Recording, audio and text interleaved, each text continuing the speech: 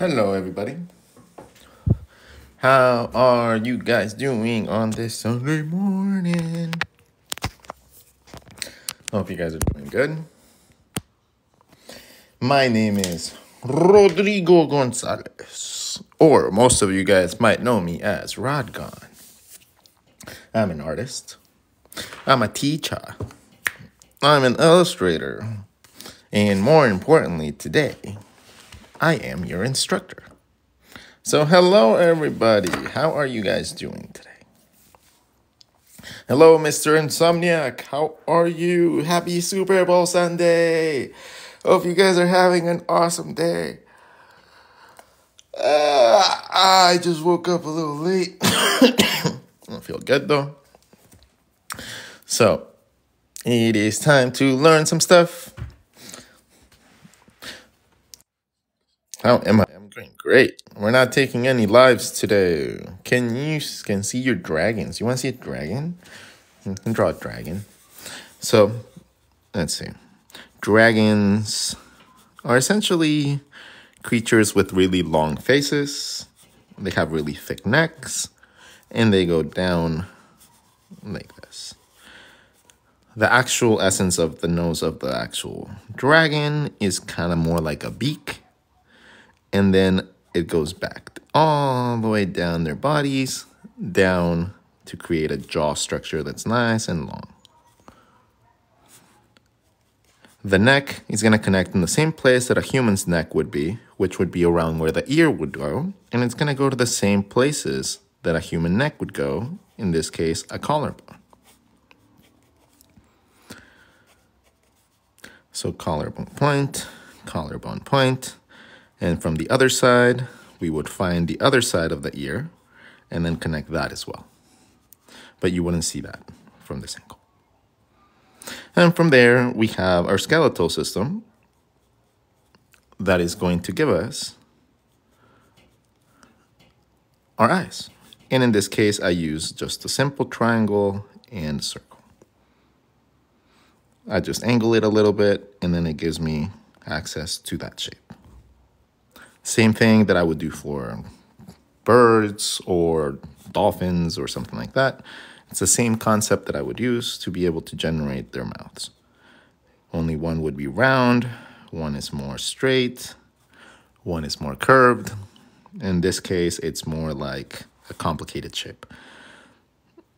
I'm going to draw the eye inside of the eye socket, and I'm going to darken the sides of it a little bit, because dragons tend to have like deep set eyes. They also have really strong bridges of their eyebrows, and they tend to have their horns. Their horns tend to be on top of where their eyebrows sit. That is where an average normal horn tends to come out from animals. I'm gonna change the direction a little bit so you have a little bit more depth. Add some teeth. Add some ridges.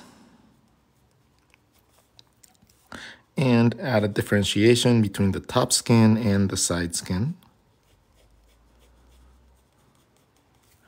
And you tend to get yourself a pretty decent dragon that can later on be added with a body. And the body is, again, very similar to a mammal because we evolved from the same evolutionary tree. So they're going to have a rib cage, which is going to be like an egg. They're going to have hip bones.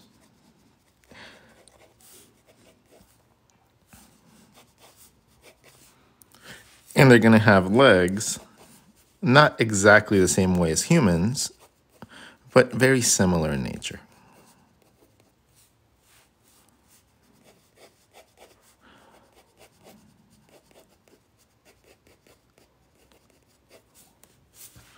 So the actual essence of anything that has to do with a rib cage and a skull can sometimes be broken down into the same concepts that a human would have because you have the same elements.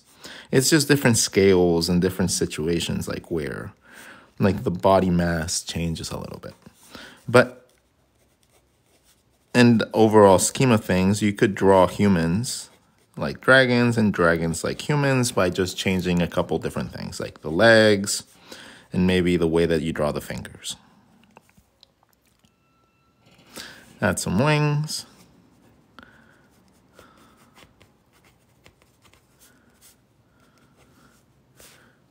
And you got yourself a dragon.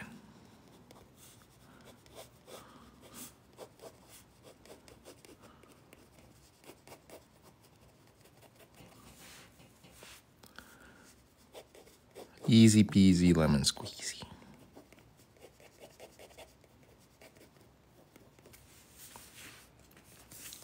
The arms could be different too. They could be like more like the other hanging type of arms, like animal arms if you really feel like that's too human for you.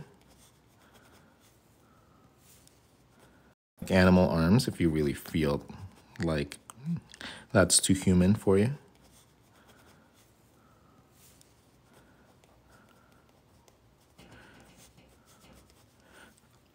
So depending on what the styling is that you feel like doing for your dragon, be it more animalistic, more human-like, you can use that to be able to do that. And it shouldn't break away from the actual concepts that you're trying to apply.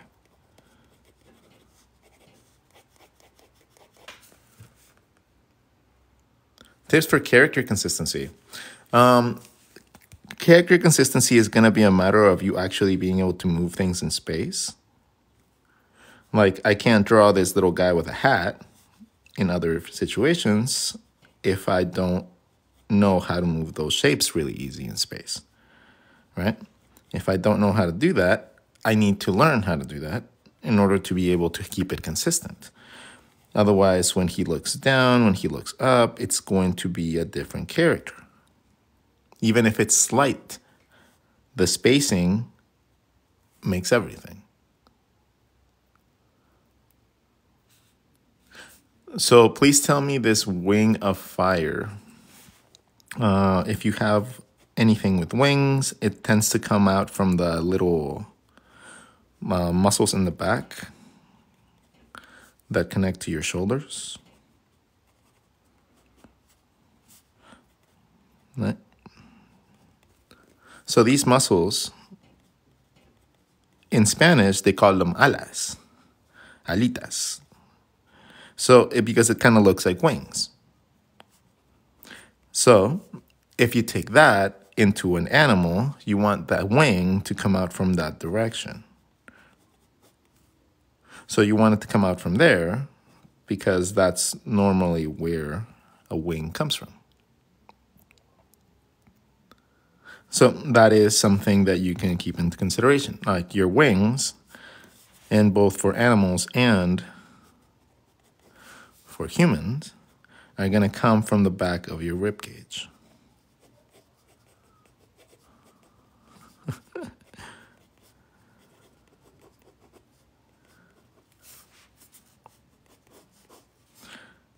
The wings are going to come from the back of the arms, the back of the rib cage. That's normally where wings come from. So keep that in mind whenever you are actually doing your drawings, and they will be a little bit more accurate.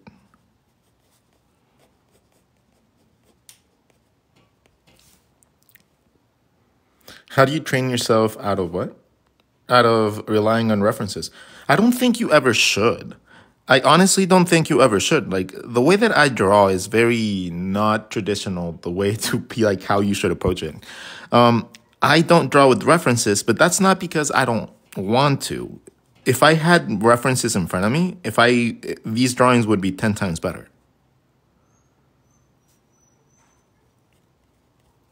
Like, it's the thing is, I would learn a lot more if I was doing it from references, but I'm doing it from memory just for like, it's the thing is, I would learn a lot more if I was doing it from references, but I'm doing it from memory just for like my own personal exercise.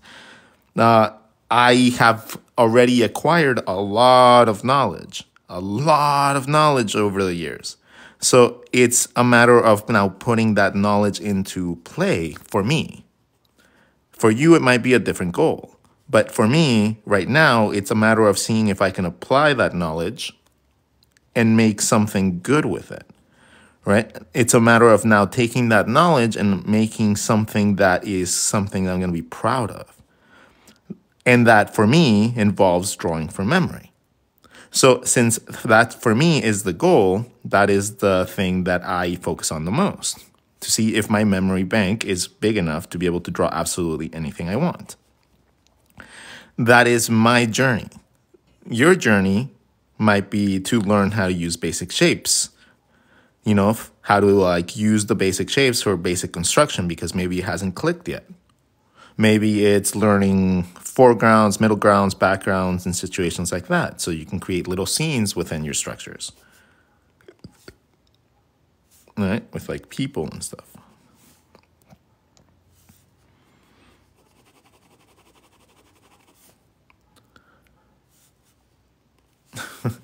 It's really fun. Like the moment that you indicate that something is a person, that's a person.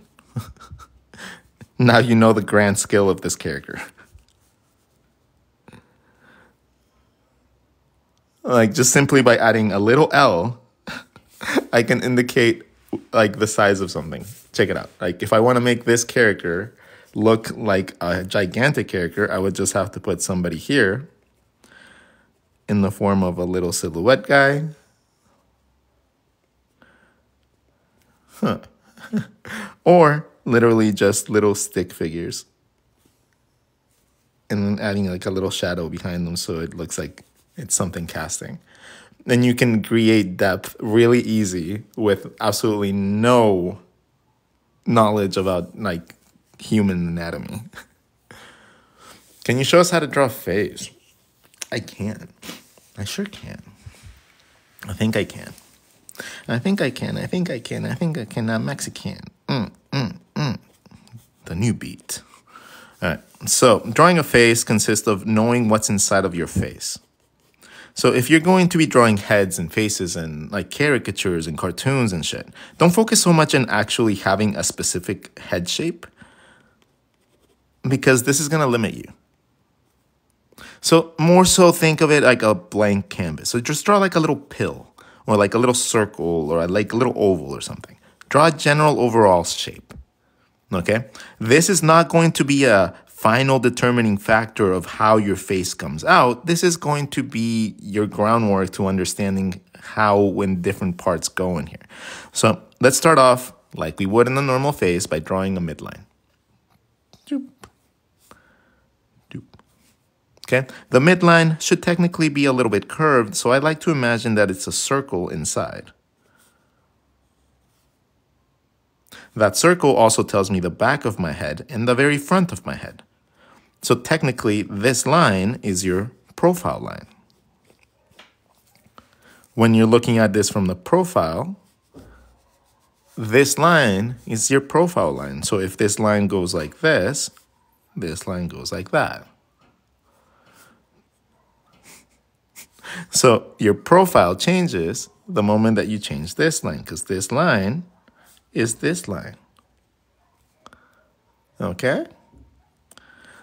So once we understand that, that's step one.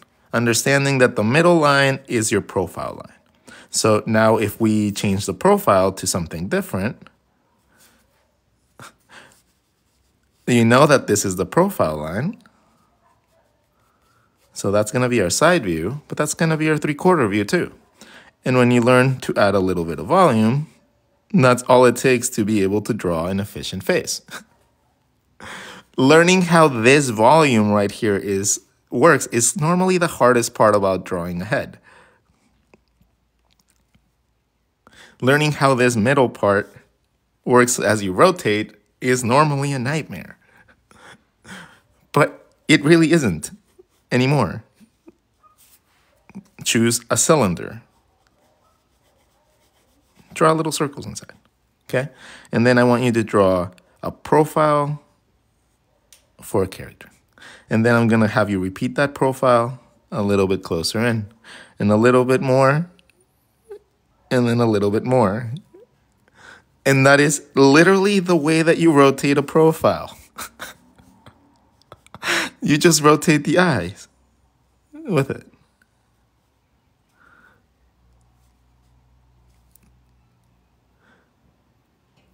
Side to side is easy. Side to side is really easy. All you gotta do is find out your profile, regardless of what it is, right? That's your midline. Okay, well then just copy that midline throughout the whole thing. And now you have the ability to rotate your character around the shape. It's not that hard when it comes down to that. Around the shape. It's not that hard when it comes down to that. When it comes down to rotating it when it's a different profile, because let's say a head rotates up, and now you want to do a profile that's rotated up, that's going to throw you off in this little scheme because you're going to have to learn how to draw things at an angle. But for the first initial steps of learning how to rotate your face, understand that the midline that you draw is your profile line. So it's going to make things a little bit easier for you when you go into more complicated shapes. You'll be able to know, okay, this is the midline. This is not the edge of my nose. This is the mid of my nose. So I have a little bit more volume to each side. This is my midline. My lips come out a little bit, and then that's where the top of my mouth sits. And then it comes back because of my bottom lip, and then it comes back out because of my chin. So we have a couple different things happening right there. From there, we can use our little triangle rule to find our cheekbones and our eye sockets on both sides. And then another circle from the cheekbone up gives us the side of our face. The middle of this is where our ear falls. And then from the bottom of that circle down to my chin, it connects like a jaw. So once you learn those little tiny basic tricks of mapping, it ends up opening up a lot of possibilities for you, because then all you got to do is change the size of any of these elements, and then it creates a completely different character. So let's say we have the same shape, but we want the nose to be bigger. That changes the little triangle parts. That changes the mouth parts. So now the character is going to have a slightly bigger nose, maybe a slightly smaller mouth, and the eyes get bigger because, the eyes can get bigger, but they don't have to because the eye socket gets bigger. They just get placed at a different place.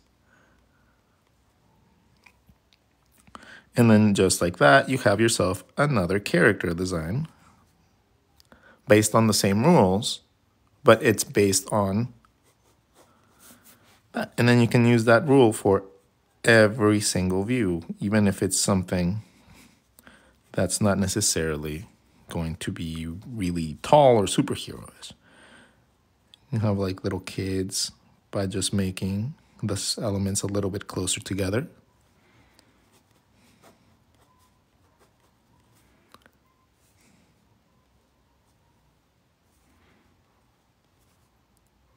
So it's a matter of just understanding the proportions and what the proportions do, and then you can adjust that to be able to create pretty much anything.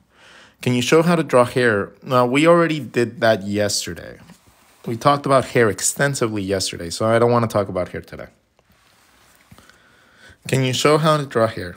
Okay, you know what? I don't like leaving people blank, so hair is like a potted plant, okay? And this top line of your potted plant, that's your hairline. So whenever you're drawing, imagine that this line is your hairline, okay? It's not the top of your head. It's literally where your hair starts coming out from. That is what we're trying to represent. So as you learn to draw things like plants and bushes, that is going to be connected to your hairline and growing up from there and connecting back to your hairline. Anything that's long, like strands of hair, will grow up first and then fall down. So it's going to go up and then down, creating an element of like a waterfall or something. When you replicate this in the distance and then to connect it, you can use these as little connecting points like cylinders. So they go around your body, they go around, and they connect on the other side. And that is how you create hairstyles that go around and they fall and they drip.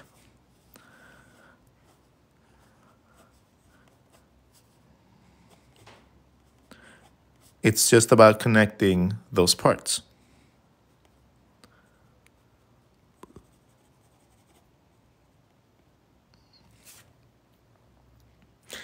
Things like ponytails and stuff like that are just volume on top of your volume.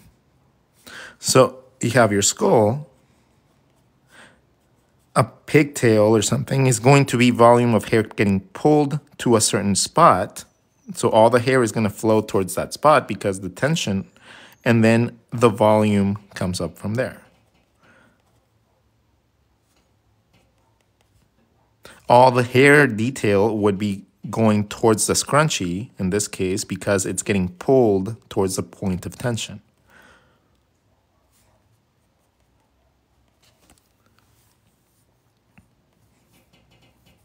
So that is how you draw that type of hair.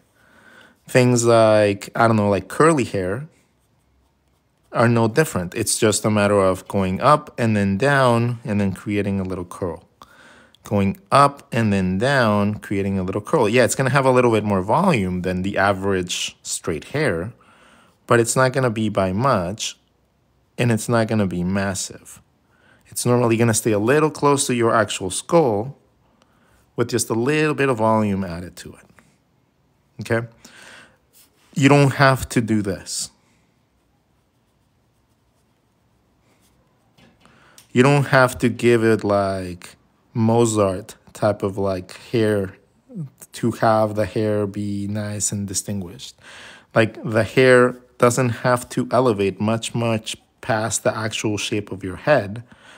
And that's why it's important to understand how to draw things bald so that you can later on learn how to draw a hairline on top of that and then be able to draw whatever you feel like coming up from there and have it look pretty.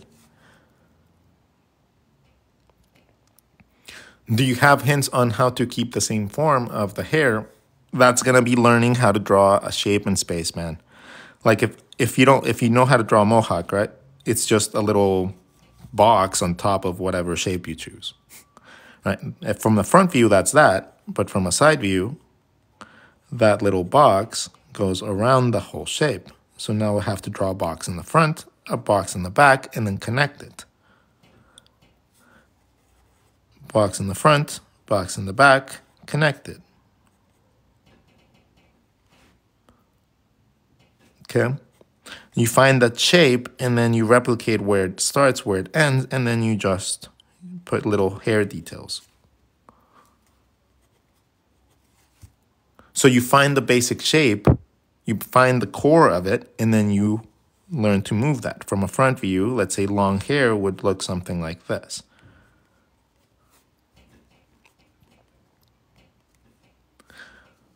When you start rotating it, it's just another cone on top of my shape. It's literally just a cone falling around my shape.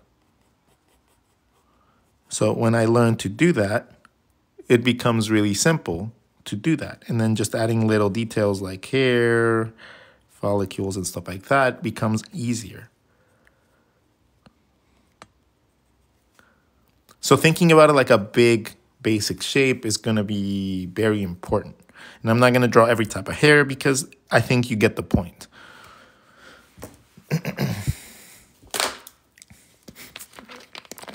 My job as a teacher is to guide you, not to do it for you.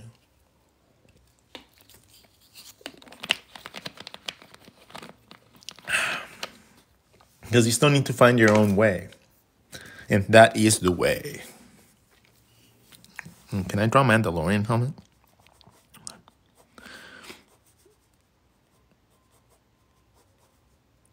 Yeah. Wait, hold on. I know they have that, but I forget how the rest of it is.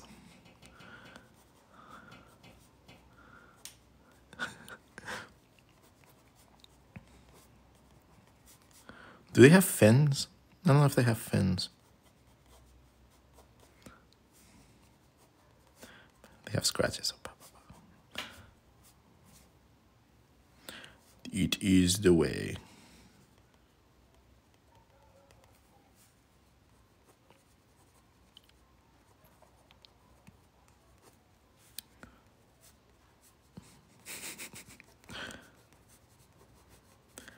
It's like a cape and everything, I think. Can you maybe draw a little monster? What up, Wes? How you doing, brother?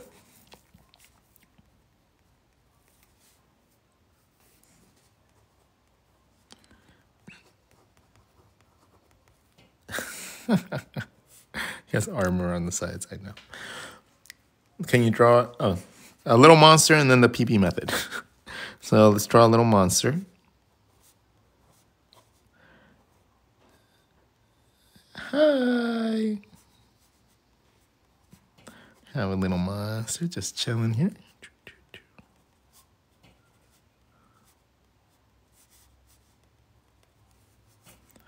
All right, so a little monster out of the way.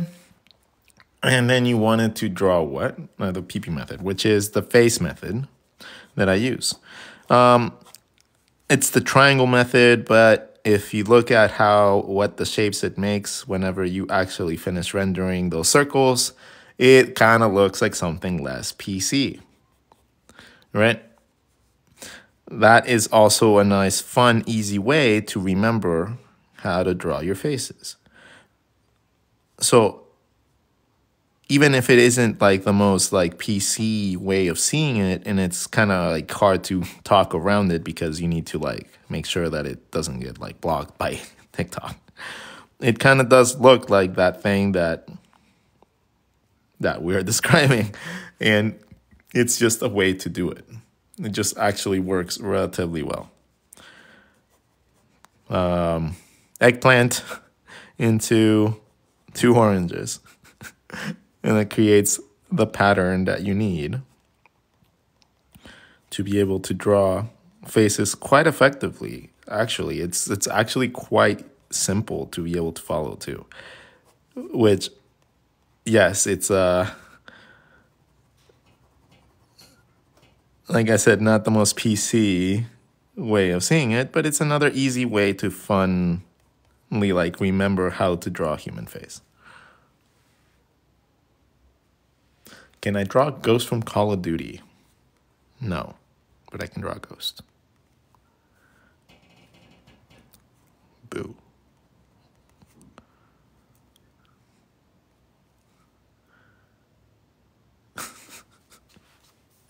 Actually, no, he wouldn't be making that noise. He'd be making this. Boo. Has to be an O. Boo.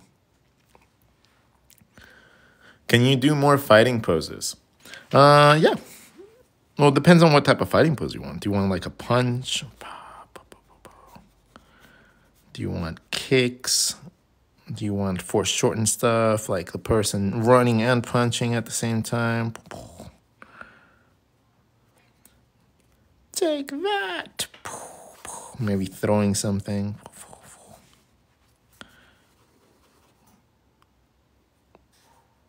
Maybe trying to catch a taxi.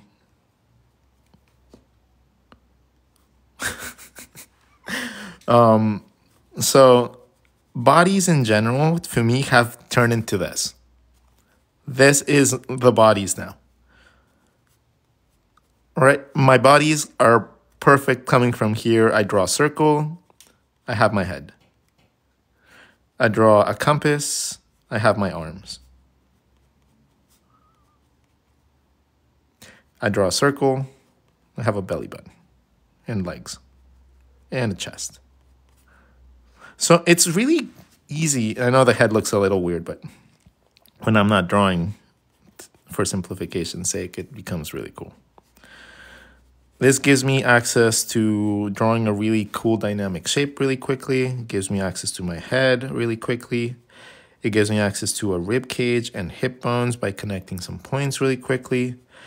Also gives me access to my collarbone and the width of my arm. And I can do it as simplified or as complex as I want. If I want to go in and actually change more, put more anatomy and shit like that on this sort of stuff, all I gotta do is find the segments in my body and then just start adding elements of anatomy to this. Because I have advanced knowledge of this stuff, I'm able to simplify it even more. I know how the body parts flow, so it's easier for me to understand how to make dynamic poses. I'm going to teach you guys how that works when it comes down to the arms and the legs. So when it comes down to the arms, or not to the legs, let's still do legs first. If you start with a basic circle, your legs will always flow down that circle. Always. They're going to go down, down, and you have legs. Really easy. Any shape you draw, if you flow down from the sides, you're going to have a semblance of legs. If you add volume to the inside, it completes that. So drawing legs is nothing else than finding an element that's going to consist of the body, thinking about the sides of it, and then whatever the sides are, that is the edge of your leg. You can bring it in however thick you want, and if you do it too thick, it's going to combine in the middle. So you can have really simple legs like this and have them look nice. Giving this depth is a matter of just drawing circles inside, and you have volume. That volume, you can enhance it a little bit and create things like clothing. That volume can go up the whole entire body or down the entire body, and that is what allows you the ability to draw things like clothes really easy. Okay? So learning how that volume works that's why we learn perspective. That's honestly the biggest reason why we learn perspective. It's to be able to draw shit on our characters. We learn perspective so that we can actually do that easy, right? If I find two connecting points, I have myself perspective. If I find two connecting points, this light coming up and connects here, I have volume. If I connect 2 points with circles, I have depth. I have a front, I have a back, I have a sides. I am able to do a simple guideline like that, and I have every mapping point in my system, in my body, if I want it. Legs go down. Arms go side to side. So if not considering your head, right? Not considering the element of your head yet, from your rib cage, your arms flow to the sides. So if you do the same thing and your arms flow this way, you have volume to the inside, and now you have arms. Connect these 2 points together, and now you have perspective and volume. If you connect both arms together, you have your pectoral muscles. So now your actual upper body turns in whatever shape you draw. The volume goes side to side, goes inside your shape, right? So side to side from the edge, side to side from the edge, going in, creates the volume for your body parts. This also gives you the pivot point for each individual body part. So if you want to rotate this, all you do is select the pivot point, which is the top of your shoulders and the top of your hip bones, and then you move this bottom shape into any other piece of space. And you connect it back to that same circle. But start from the top, because that's where the limiter happens.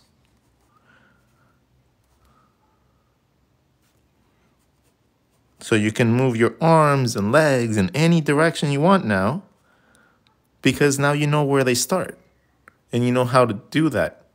So once you learn this, then anything you draw becomes just finding those pivot points, right? So once I find a pivot point for my arm, I know they come out from this way. I tend to draw things like in a standard pose first so I can find it easy, right? I do it in the stand, and then I go in and I change my pose because now I know where that connecting point is. So now I know where that circle is, and I can just draw shapes coming from there. And it eliminates the guesswork. And since I don't have to guess, I get to be a little bit more creative.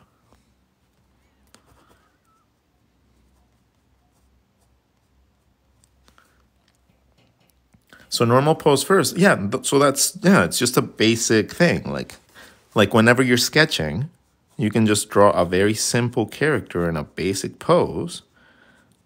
If you get really good at just mastering drawing this really quickly, really lightly, you're going to have your connecting points. And then from there, you can just go in and change it to whatever you feel like. But because you already know how it's supposed to connect, and all you got to do is learn how to overlap a couple shapes, maybe make a leg longer, make a leg shorter to create a little bit of perspective. But it's going to make it a lot easier to be able to come up with your shapes because now you understand where those connecting points go. And eventually you'll get to the point where you don't need that, right? You'll just have shapes and you'll be able to be like, oh, this arm goes this way because the arm flows from the top. And then the arm flows from the top here, so that's the top of it. And then the leg, well, it goes down normally, but the pivot point is here. So now this pivot point can change a little bit. And you can have the most ridiculous poses happen from like the most natural angles. And you end up in a situation where you can draw things like people at a music concert or whatever. Thank you, San Diego.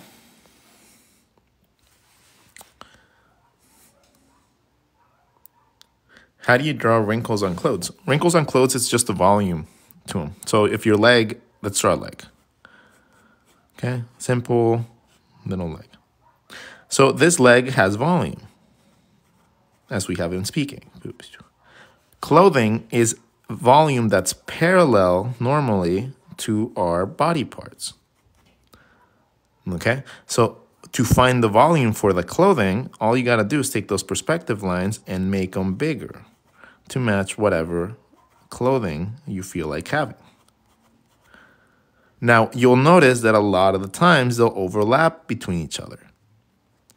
Okay, these will overlap against each other, and you can use those little lines as your folds.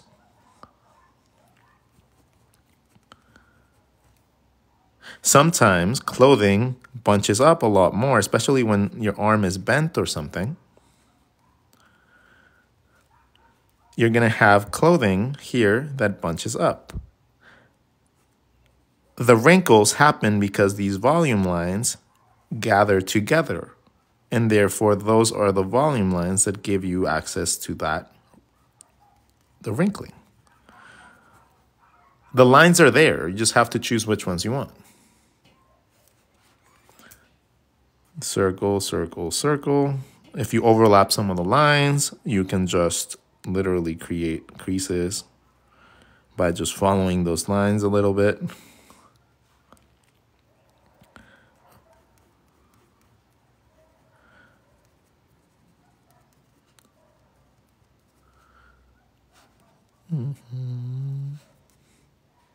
So it's a matter of just learning the very basic concepts of volume and then using those lines, those same guidelines to be able to guide you to the next wrinkles.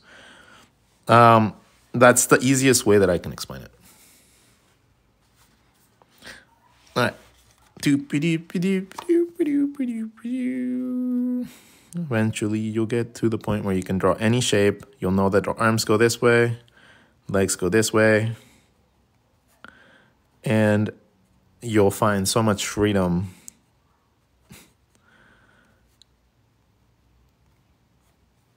that you'll be able to draw poses from anything.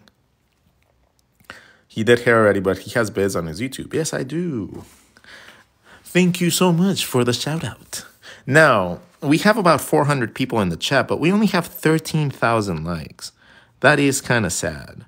So the moment that we get to 25,000 likes, we will continue talking about bodies. Until then, I'm going to fill in drawings, and I'm going to tease you guys with knowledge.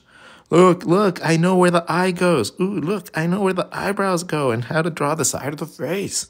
Oh, that's so cool, Ron. You should teach us that sometime. Like, I do. I have tons of videos on these things. Tons of videos. I particularly don't like drawing in a very, any specific style. So I developed ways to draw that just give you a basic guideline so that you can apply whatever styling you feel like to your drawings. So the way that I draw and the way I teach isn't guided towards a very specific look. It's not just cartooning. It's not just realism. It's not just comics. It's more so just like a basic foundation training course. And where I eventually, little by little, teach you that it's more important to know where something goes than to draw it in a very peculiar way. And once that clicks, things get a little easier.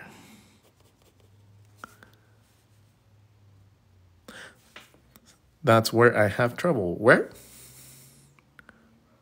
Drawing the face? I'm waiting for that to click. Yep, it comes with time. It's going to take time. And it's going to take a lot of practice. But if you do that, it'll get to the point where it's this simple. You'll just be able to draw humans really quickly. And it's not going to be that big of an effort for you. Because once this makes sense, you're essentially learning how to draw a skull. So you can take that knowledge of drawing a skull and draw it for different animals.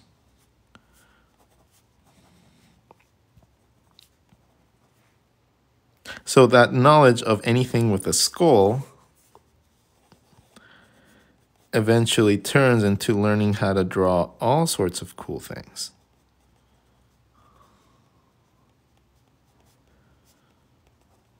Because that is essentially the concept of drawing a skeletal system. It's not a human necessarily, it's just a skeleton, like a skull. So if you learn how to draw a skull, you can apply that to a bunch of different things. And remember that most animals just don't have a chin. So as long as you just don't draw a chin, it's going to look like an animal.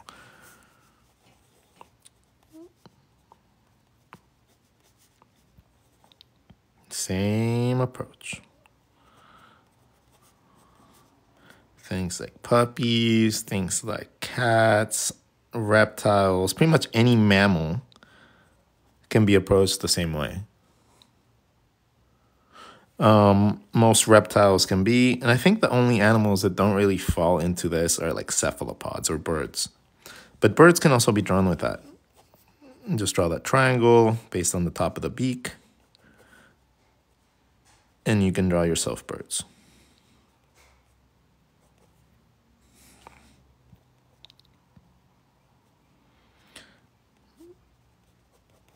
So birds aren't hard.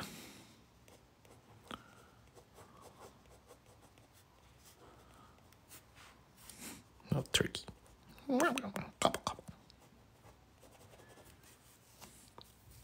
So, yeah.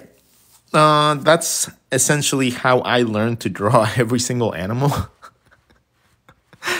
Every single animal was essentially just the same concept. It's like, have a nose bridge, you have an end shape, and you connect it back to your chin. So any animal I choose to draw, all I need to do is learn a little bit of their anatomy so that I can draw consistently good shapes. And they don't have a nose right there, so I'm just going to darken this.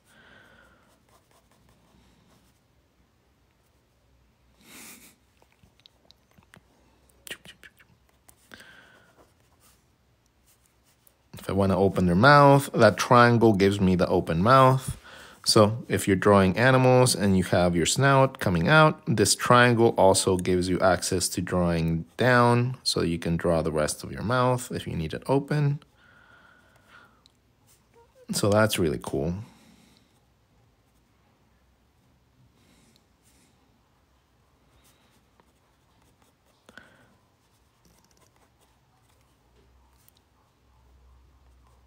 So that's one way you can use it. I can see your handwriting. What? 1 to 10? 1, 2, 3, 4, 5, 6, 7, 8, 9, 10. I don't have much very good handwriting. It never even stays consistent, like size-wise. I hate scribbling things, like, because normally it's like, it's not me signing things. This is how I write. I am cool.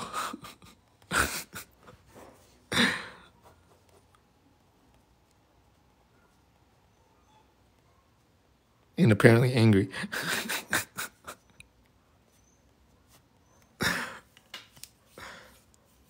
Okay. Ooh, we did. Oh, we did get to 30. Oh my God. We got to 26,000 likes in a second. It took 1 second. You write in a cool font, yo. How to draw beaks open. Beaks open are going to be dependent on the animal. Let's say, for example, we have like a flamingo, right? A flamingo has like a really curvy beak. And it ends like in this little flap right here. So that one's really interesting because you need to learn how the anatomy of the bird works so that you can actually learn where the hinge happens. Once you learn where the hinge of your jaw happens, for example, with humans, that hinge happens at the bottom of your ear, right? If the bottom of the ear, that opens, it opens your mouth, and it takes your jaw alongside with it. So if you open your mouth, you end up hinging your jaw. The same thing happens with birds, but it just happens to not have like a little L shape, like a jaw. So our jaw hinges from our ear, and it's our teeth line and our chin. That is what our jaw is, right? It's our teeth and our jaw and our chin. As you rotate that around your ear, it pushes it back. So with a bird, you have just essentially your upper part of the beak that is going to be like your upper teeth. And then you find that hinge point. That hinge point is what's going to go kind of like a Pac-Man back into it. And that is where you draw like your little mouth and stuff like that. So you got to find that hinge point going back. And then the most of the actual volume goes around that again.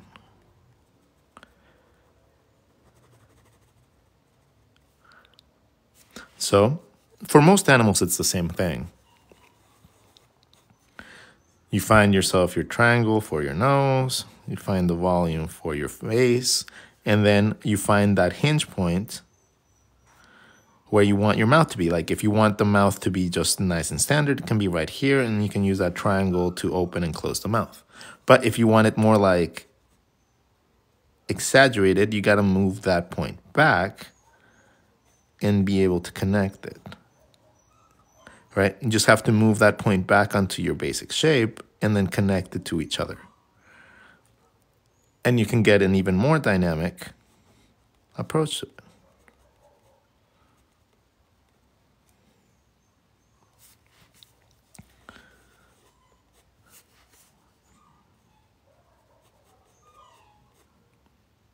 You find your hinge point,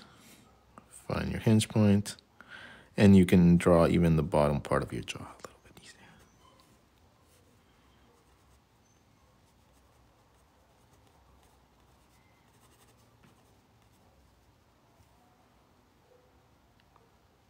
I can hear Mustache. Yeah, he's just whining. He normally starts crying like this when he hears me like talk. And he's been hearing me talk for a while, and I'm not like going over there to like give him attention. He's like, he starts testing the waters. He starts by whimpering like really silently. And I know he's not really like sad or anything. He's just like stared up, like looking like, He just starts squeaking like a squeaky toy just to see if I'll come by. He's like, what do I do to make this human come to me? Do I squeak? Do I whine? How do I make my human spend more time with me? This is how I imagine him just chilling there, just like.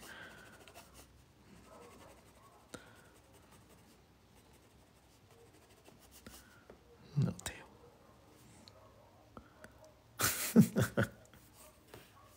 Mustache is cute. All right, so we talked a little bit about beaks, a little bit about jaw structures, a little bit about wings, a little bit dragons, a little bit about heads, a little bit about faces, a little bit about profiles, and how to find that midline to make it look like consistently rotate your characters, how to find your character shape through the profile shape. We talked about flow lines and how the body works with the body parts. We drew the Mandalorian, a little monster. We drew some heads, we learned legs, we learned clothing, we learned posing, we learned hair. Woof, so far. Hats. Well, hats. I just made a little video on hats. So the whole concept between hats is just learning how to draw through your shape, right? So if you learn how to draw through your shape in the form of a circle, it's going to give you a guideline that is going to allow you to draw elements like cones and boxes and stuff like that above you. If you learn how to manipulate that, you have access to doing things like hats. But understanding how that volume works is very important. And that comes from literally just drawing a circle inside of your shape to come up with a circumference, and then taking the time to see how those extra elements connect around that shape. So focus more on actually seeing how the hat connects to the body instead of drawing all the details first and then seeing how the hat works, because the hat in itself is a really simple shape.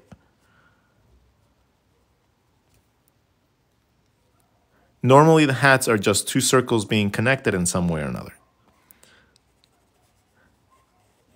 The difficult part is all that detail that we think that we have to add right away.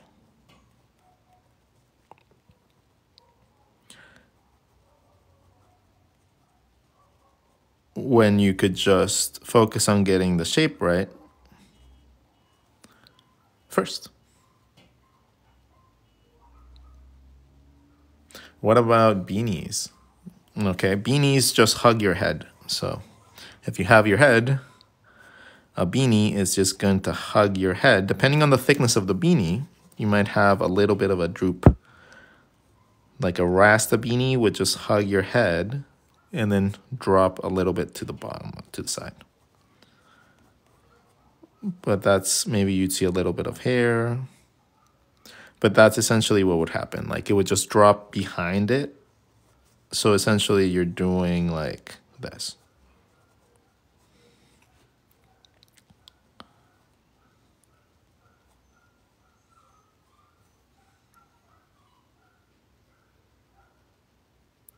That's what's happening with a beanie.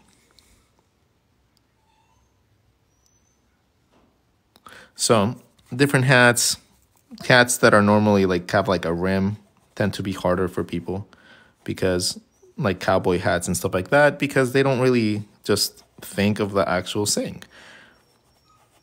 If you just draw two circles, you have the bottom part of the hat. If you go up from there,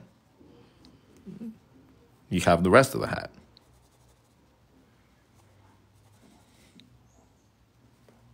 So, again, normally we overthink things, and we tend to not be able to draw things because we overthink things. Things like a cowboy hat that curve onto the sides. It's just a matter of bending that little circle, and you have yourself a bent hat. Things like sombreros and stuff like that become really easy too, because you just have to draw 2 circles together and then give those depth, and then make those a little bit bigger, and then draw a circle in the middle. And now you have a sombrero.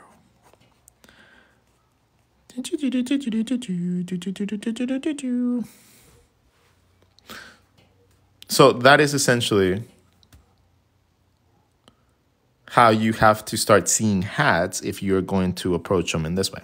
It just makes it really easy. Male model. Hey, Mr. Male Model, what do you do for a job, male model? Are you, for any chance, a male model?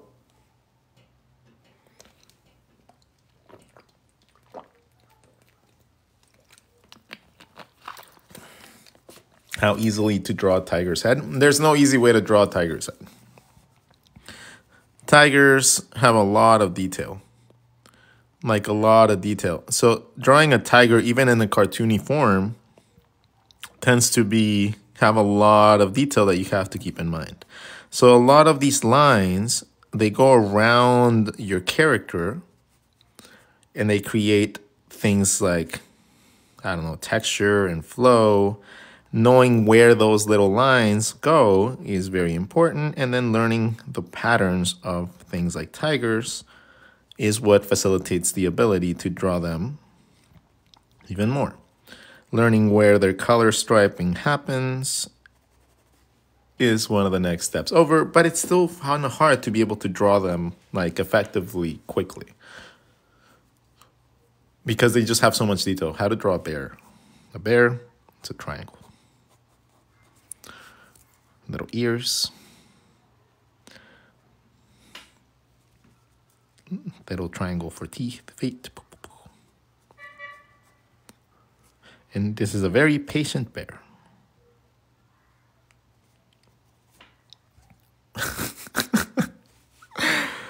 Bears come in all shapes and sizes though, so you can like draw bears as long as you have like a lingering like figure. Right? As long as you have like a big figure that has big paws and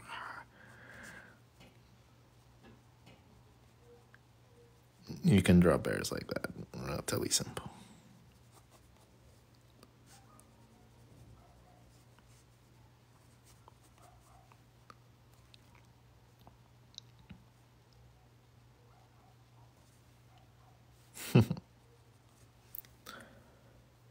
Says triangle, draws pair. Well, see, the thing is, I'm drawing through my shape, right? So, like, I'm seeing this when I'm coming up with the basic shape, and then I cap it. That's what I mean by a triangle. Like, when I'm drawing something along the lines like an egg or something like that, I tend to draw through my shape a lot more than that. Mostly because I just want to get that taper perfectly, and sometimes it requires drawing through your shape to be able to get to that final shape. It's I don't know if it's like that hard of a concept to understand, but it's just something that I do.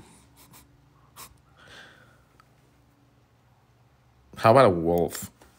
Well, wolves have interesting mouths, I think, because they have like their head shapes are different, right? They have really long noses, and then they have their ears, and then their actual heads are like angled to a certain degree, and then they have their manes.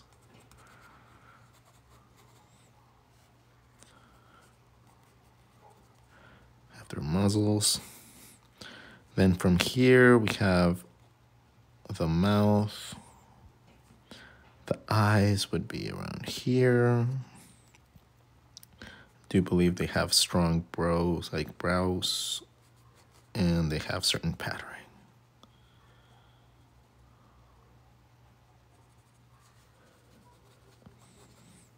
So something like that.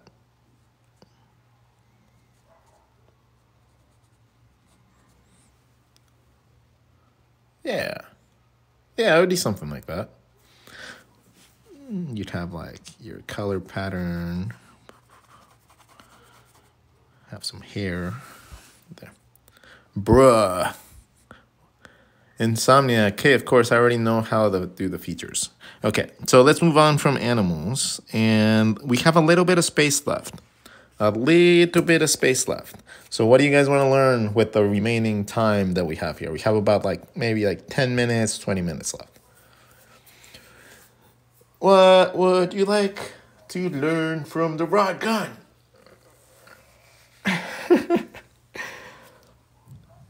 No more animals. I don't want to draw animals no more. Ballerina. Okay, let's draw ballerina. Let's see. Ballerina is going to have an angle to her arms. Maybe drawing her arms up like this. Da, da, da, da, da.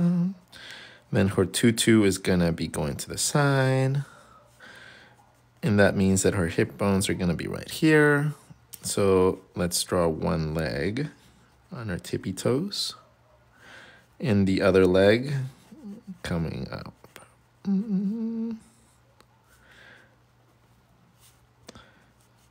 We'll draw the other arm coming back this way to make it more dramatic. And make the character looking up. Give her breasts, hips, and a little bit better flow to this arm because I don't like that one. And we have ourselves a ballerina.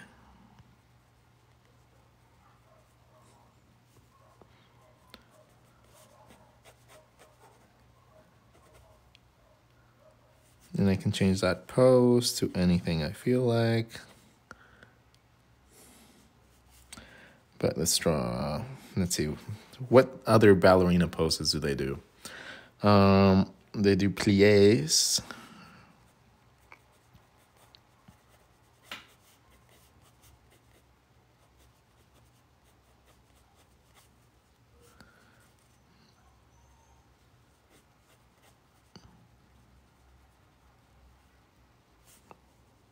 I don't know how that works.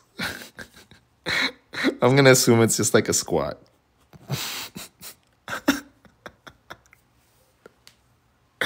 Some swimming angles. So if you are swimming, you have your head rotated this way. That means that your head is gonna be connected here. You're gonna have your shoulder probably coming up because you're probably gonna be like coming over. So that means one shoulder's going this way, the other shoulder's gonna go this way. Then you have your hips probably rotated so that you can kick. And then this arm is gonna be going up, down, around, and it's scooping. You scoop the water up. If you don't know how that works, like you scoop the water up and then you move that arm down and then you go up and then you dive it down into the water. So you like drive it down so that you cut the water and then you scoop the water back down and then you go down. So essentially that is the rotation of the arms. And then you bring it up and then you do the same thing. Reach, water, scoop, up, bend my arm. So that is the motion that you would do to draw somebody swimming, as well with the hips rotating back and forth, creating a motion of up and down from the legs. So if we were just to draw like a pose though, if we didn't have to draw like that motion of it, you could draw like a diving pose.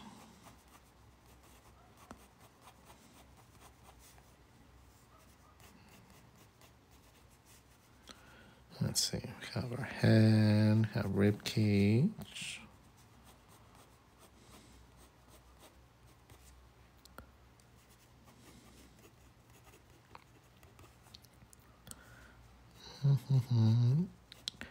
And you will notice that I'm not even adding anatomy to this stuff. It's just overlapping lines.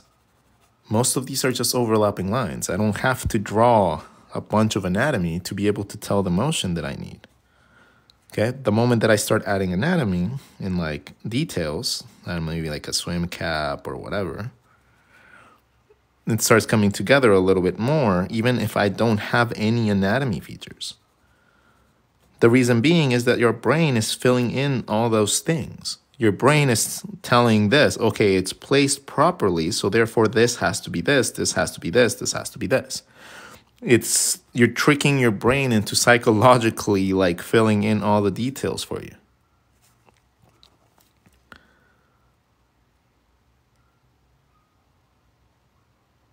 So it's a matter of just, yeah, you can learn all those really, really quickly too, by the way. Swimmers have really big, wide bodies.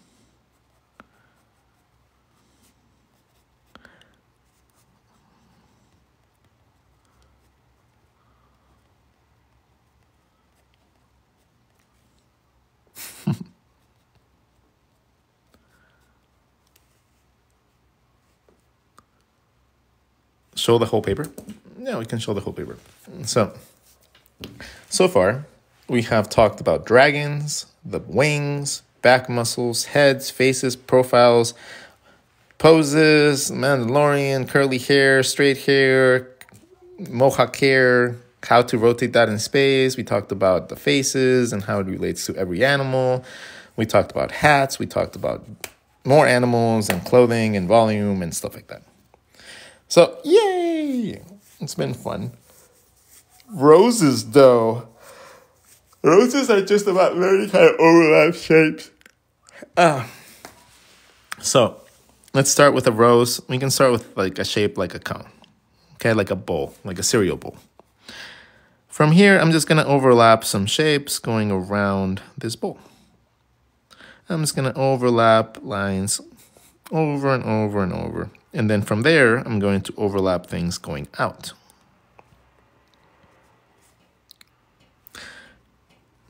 Cool. Flowers in general come from a little pod, and then the petals start wrapping around. If you learn how that happens and how that effect works, you can draw any sort of flower going around.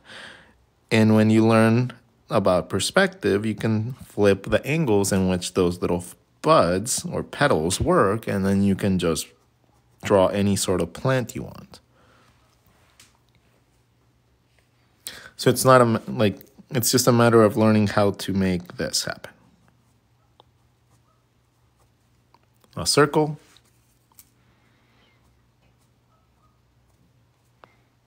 And little by little, you just overlap lines. Create little shadows.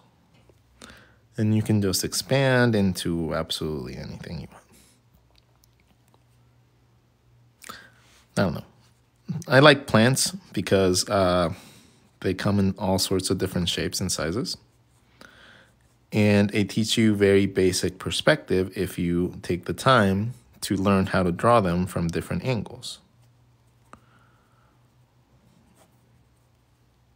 Okay, you don't always have to draw them from the front, from the top.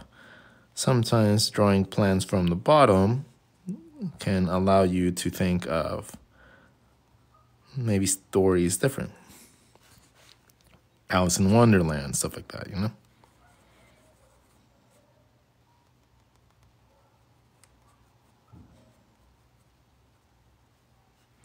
But when you always draw something from the same angle, it doesn't end up giving you the same impact. So learn how to draw these things from different angles so that you have access to better storytelling.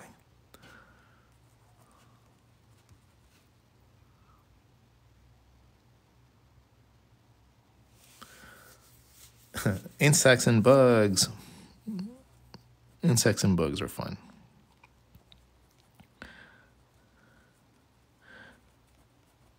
Learning how to draw different elements like flies and spiders and stuff like that really quickly help you be able, again, to be able to draw nature and stuff like that a little bit easier. Your scenes a little bit easier.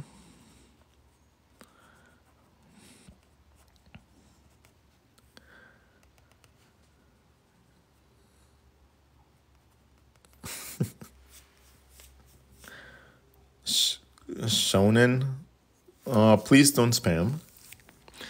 That's the only really rule that you have as my audience is to not spam the shit out of this, like the chat. That is the only job you have as my audience. Now, some people forget that. Some people forget that you still have to have decorum when it comes down to, actually paying attention to a class. So some people just go like, oh my God, draw this, draw this, draw this, draw this, draw this, draw this, draw this, draw this. And you're like, holy shit, dude, chill the fuck out. Calm the fuck down. You're like, oh, dude, okay, all right. We have someone that's excited. We don't want to block you, so please stop spamming. But at the same time, I'm excited that you are excited. So don't, think that I'm not. It's just something that I wish that you actually were able to control a little bit better. Okay.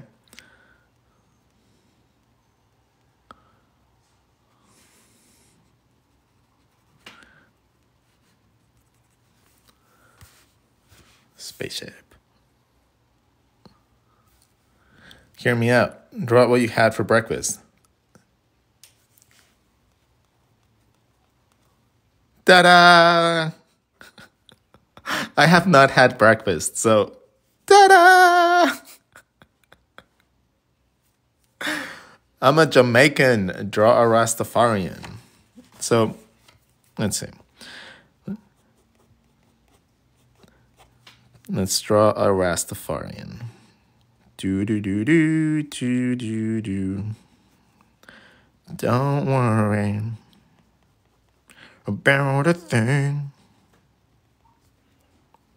'cause every little thing is gonna be alright.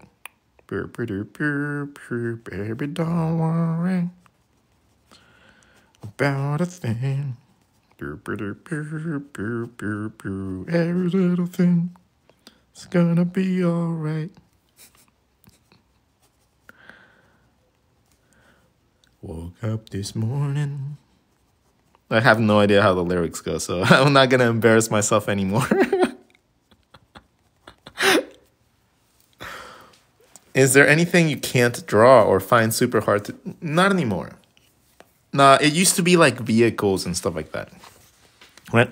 It used to be vehicles that were really hard for me to draw, but the moment that I learned volume control, that became a thing of the past. Like once I learned how volume works and I just paid attention a little bit to like how cars are made, you end up understanding a lot more than you possibly would ever realize.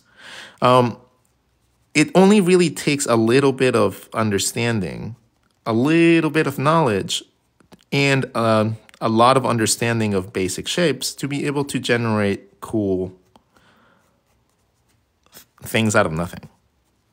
But that is the goal that you have to aim for. You have to be able to understand that it's going to be something that takes a while, right? You can't just expect it to be like something that you can come up with immediately and then, oh, this is skill that I do now. Yay. No, it doesn't work like that. It's going to take a while and it's going to be frustrating and it's going to be annoying and it's going to be tough and like anger inducing, right? You're going to go through shitty times where you're like, why can't I do this? This guy made it look so easy. Why can't I do this? Rod just made it look so stupidly easy. I don't mean to make it look like it's going to be easy for you. It's just something I've been doing for a very long time. So don't get frustrated because just got to remember that I probably have about like a good 20 years of art school on you. I'm not a young kid. I'm a 40-year-old dude that's been doing this obsessively for over 20 years. So when you are comparing yourself to someone like me, you're literally setting yourself up to failure because I've probably drawn more mistakes than the average pro has drawn good things or anything in their life. So it's just something you have to keep in mind. Like the amount of time that I've been doing this, like outshadows most other people's entire careers in just like what I draw in a single year. I just draw a lot. The hardest thing to draw is ears. Really? Why? The ear is a box, or like a little circle with a little circle inside. Now, what are you drawing when you draw this? When you're drawing that, you're drawing essentially a box that has a ridge, right? So as long as you draw a ridge and then you draw a little circle inside, you're going to be able to get a very good semblance of an ear. So whatever shape you draw, all you got to do is give it a little ridge and then give it a little earlet. And you have yourself access to ears. Really, really, really easy. When you're drawing them on a head,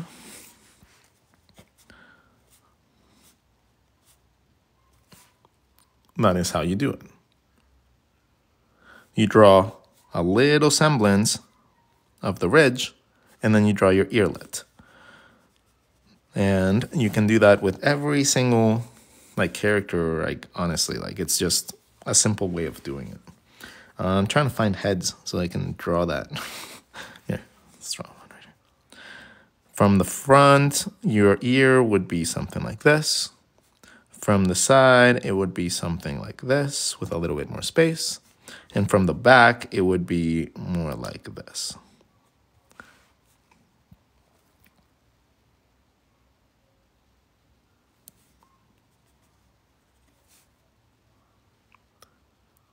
So we have reached the end of our lesson today. Oh, but that doesn't mean that our learning has to stop. You guys can go check out my YouTube channel, which consists of over 400 videos, consisting of everything from how to live your life as an animator, cartoonist, artist, and not starve to death, which is a good thing because a lot of us need to know how not to starve to death. So make sure to go check it out if you guys feel like you guys want to learn more. If you guys want to support, you guys can buy my books. You guys can buy my merchandise. You guys can buy things that just help support me, like my ebooks and stuff like that is also a fantastic way to support my channel.